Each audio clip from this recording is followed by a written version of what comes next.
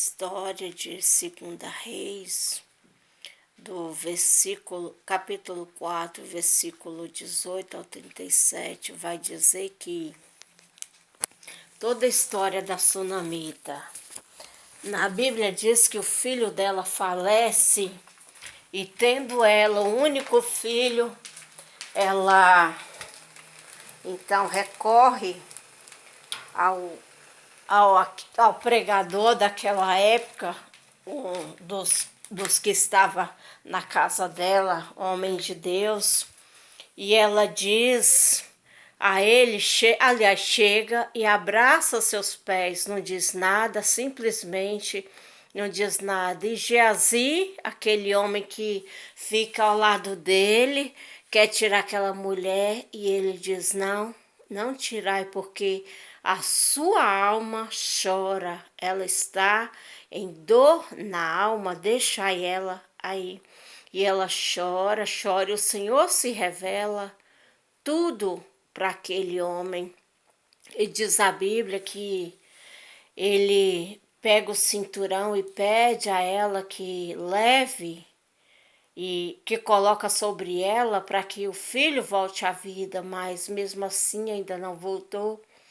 E então aquele homem sai com ela e deita sobre a criança, põe a boca sobre a boca dele, os olhos sobre os olhos dele, o nariz sobre o nariz dele. E como se diz assim, fazendo algo que, ao manifestar de Deus, era poderoso, porque Deus, irmãos, quando pede a gente para fazer alguma coisa, temos que fazer, senão o Senhor cobra de nós. E fazendo isso, ele estava transmitindo a vida dele para aquela criança e, ao mesmo tempo, pedindo a Deus que passasse todo o espírito de morte para ele vencer e dar a vida àquela criança do corpo dele. Nisso a gente entende que nem todo mundo é da mesma forma. Tem gente que vê os problemas e deixa passar, sendo que da forma de Deus, se nós olharmos da maneira de Deus, há muitas maneiras de retirar aquele problema, de repreender aquele problema aos olhos de Deus. Há várias formas do milagre acontecer. Então, quando aquele homem deita sobre aquela criança, Deus ali estava falando: faça, porque eu dou a vida. E ele viu o milagre de Deus já acontecendo desde essa revelação. E diz a Bíblia que quando ele deita sobre aquela criança, o corpo se aquece e a criança levanta e anda e deita de novo, porque não estava boa ainda. E ele respira, deita de novo, novamente sobre aquela criança e respira e traz a vida. E o interessante, irmãos, que ela não disse nada do que estava se passando, e Deus se revela a ele. E ela poderia falar muitas coisas, mas o homem de Deus pergunta para ela como está, vai tudo bem? Ela: sim, vai tudo bem. Mas quando ela se dobra aos pés dele, começa a chorar, ele viu que algo de muito triste estava acontecendo. Assim é a gente na nossa fraqueza. Às vezes a gente passa por problemas, não entendemos e julgamos a Deus quando deveríamos calar.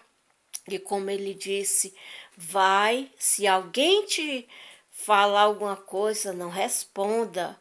Se alguém te fizer alguma pergunta, fique em silêncio, porque às vezes, irmãos, muitas das vezes o Senhor fala conosco no silêncio e nos capacita no silêncio, e não é preciso fazer tumulto, não é preciso fazer propaganda, não é preciso nos incendiar. Ai, Deus, é Deus, Deus fez isso. Deus não quer que você fale para ninguém o que ele faz, porque ele faz.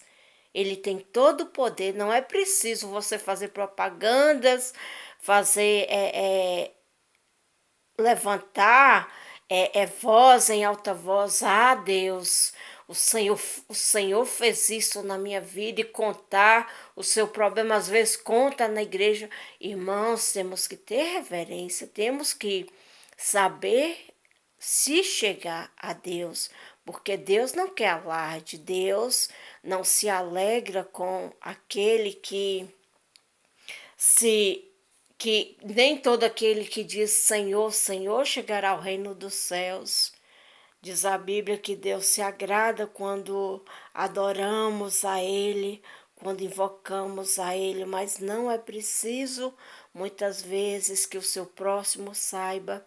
Às vezes temos mania de falar, ó fulano, sabemos que a pessoa está passando por problema, ó, tô orando por você e aí, tá bem? Irmão, se você está orando, amém, mas não precisa falar que está orando, porque Deus trabalha através da sua oração, com certeza vai chegar no trono da graça, mas isso é você querer se exaltar, e Jesus é o único digno de exaltação, de toda glória, de todo louvor, de todo poder. Amém, graça e paz, a paz do Senhor.